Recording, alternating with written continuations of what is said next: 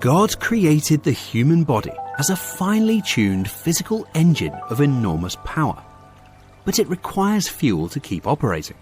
So why would anyone choose to go hungry? The world calls not eating dieting, and usually does it to lose weight or for health reasons. But some go without eating for spiritual reasons. This is referred to in the Bible as fasting. A fast is typically held for a set period of time in order to achieve a spiritual goal. Jesus said to his disciples, "When you fast," Matthew 6:16-18, "When you fast, do not look somber as the hypocrites do, for they disfigure their faces to show others they are fasting. Truly I tell you, they have received their reward in full." 17, "But when you fast, put oil on your head and wash your face."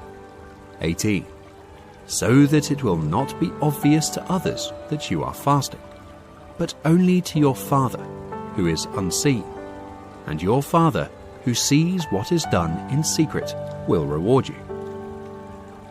When you give up food, both enjoyable and necessary, you draw God's attention. Even back then, Jesus warned us not to flaunt our fasting. Jesus warned his disciples not to fast for public acclaim. The fact that he says, "Whenever you fast," indicates that he regards fasting as a legitimate spiritual discipline. To fast is to temporarily abstain from a bodily craving, usually food, for the sake of a spiritual need. Instead of eating, you devote yourself to secret prayer, seeking God's intervention in the kingdom. If you've never fasted before, the thought of going without food for any length of time is probably frightening. Others have different concerns, such as, "Can I hold out?" They don't want to embark on a journey they won't be able to complete. Others are concerned about how their friends will perceive them if they fast. The answer is simple.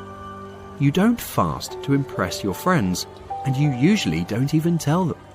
As previously stated, Jesus said, "When you fast, anoint your head and wash your face, so that you do not appear to men to be fasting, but to your Father who is in the secret place, and your Father who sees in secret will reward you openly." Matthew 6:17-18. Jesus was reminding us not to make an outward show of our religious dedication to God. Fasting, on the other hand, is a private commitment between you and God. You can fast privately and not tell anyone. Other times you will participate in a public fast, such as with your church or another individual. Fasting is a biblical discipline that can help anyone improve their spiritual fitness and become a prayer warrior for God. Some believe that Christians do not require discipline. However, we build our strength through spiritual exercises. We must remember that we are Christ's soldiers. A good soldier is well versed in a variety of disciplines. Fasting is just one of a Christian's many disciplines. Fasting, like climbing a mountain, is both spiritually and physically demanding. Set out on this adventure with a clear understanding of what you're doing and the knowledge that the road ahead may be difficult, but the benefits will be well worth it. Start small if this is your first fast. God will honor your first step of faith, which may appear small to others but be a giant one for you. God is also concerned about your heart's response during a fast. Your attitude is a very serious part of your fast. Just like when a man proposes to a woman, it is not the length of his proposal that gets a yes, but his heart. So when you start fasting, don't worry about how long your fast should last.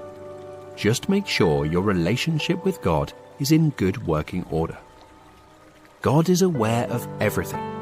He understands and values the sincerity of your prayers over and above their length. So, if you've never fasted before, start with a one-meal skip fast. In the Old Testament, Jews were required to fast for 1 day on Yom Kippur every year. A day began at sundown and ended at sundown the following day, according to the Jewish calendar. God taught the Jews how to count their days. So the evening and the morning were the first day. Genesis 1:5.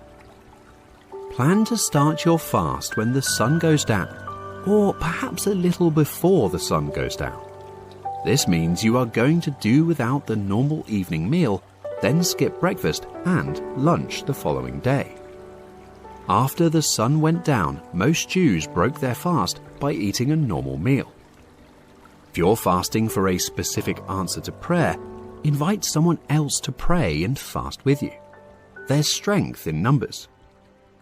Jesus said, Matthew 18:18-19, "Truly I tell you, whatever you bind on earth will be bound in heaven, and whatever you loose on earth will be loosed in heaven. Again, truly I tell you, that if 2 of you on earth agree about anything they ask for, it will be done for them by my Father in heaven." These verses are not just about prayer. They are also about the commitment we make in agreement with someone else. Purposeful fasting. When you're getting ready to fast, look deep within your heart to find out why you're fasting. Make a list of your cause. Put it down on paper so you can see it with your own eyes. When you keep a cause wrapped up in your mind, it can become blurred or vague. You may have a general idea about why you should fast right now, but take the time to write down your reasoning. It will sharpen your focus if you see it written down. Plan everything. Don't enter your fast casually or with a hit or miss attitude. Plan to succeed. Make a firm commitment to fast for 1 day, regardless of the circumstances. What kind of fast? Types of fasts. The absolute fast. This is a fast where you eliminate all food and water. Paul followed this type of fast for 3 days after he saw the Lord Jesus on the road to Damascus and was struck blind. And he, Paul, was 3 days without sight and neither ate nor drank. Acts 9:9. In your first fast, do not follow the absolute fast. This fast is intended for those who are deeply distressed or who are fasting to solve a severe problem, such as deliverance from an addiction or protection from a spiritual adversary. The normal fast. During this fast, you avoid all solid foods and drink only liquids. Fasting is most often used in the Bible to refer to people who do not eat solid food. The issue of drinking liquids is usually omitted. In those days, he, Jesus, ate nothing, and afterward, when they had ended, he was hungry. Luke 4:2. There is no mention of Jesus drinking liquids. When people fast, what do they drink? Many people cut out enjoyable drink items like soda and various types of fruit drinks. This corresponds to the Old Testament description of them afflicting themselves and fasting. The partial fast. In this fast, you eliminate certain liquids or certain solids, but not all liquids and solids. This is also called the Daniel fast. Whatever fast you choose as your first, keep in mind that it is a leap of faith. God sees your heart and will reward you accordingly.